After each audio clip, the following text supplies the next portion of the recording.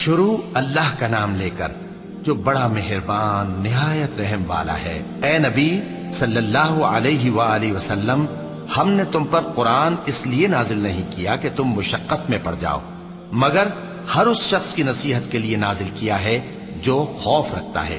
یہ اس ذات کا اتارا ہوا ہے جس نے زمین اور اونچے اونچے آسمان بنائے، یعنی رحمان، جو عرش پر جلوہ افروز ہوا۔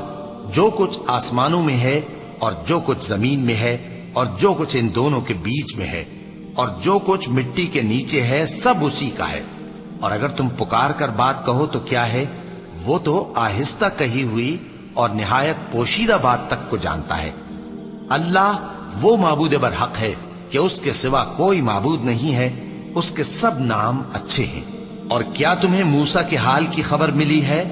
جب انہوں نے آگ دیکھی تو اپنے گھر والوں سے کہا کہ تم یہاں ٹھہرو، میں نے آگ دیکھی ہے، میں وہاں جاتا ہوں، شاید اس میں سے میں تمہارے پاس انگارہ لاؤں یا آگ کے مقام سے اپنا رستہ معلوم کر سکوں۔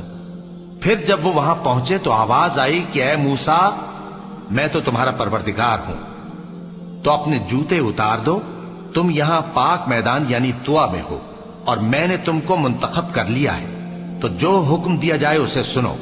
بے شک میں ہی اللہ ہوں، میرے سوا کوئی معبود نہیں، تو میری عبادت کیا کرو اور میری یاد کے لیے نماز پڑھا کرو۔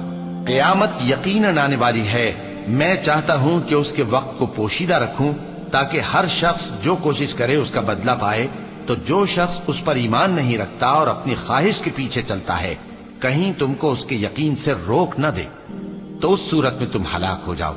اور اے موسیٰ، یہ تمہارے داہنے ہاتھ میں کیا ہے؟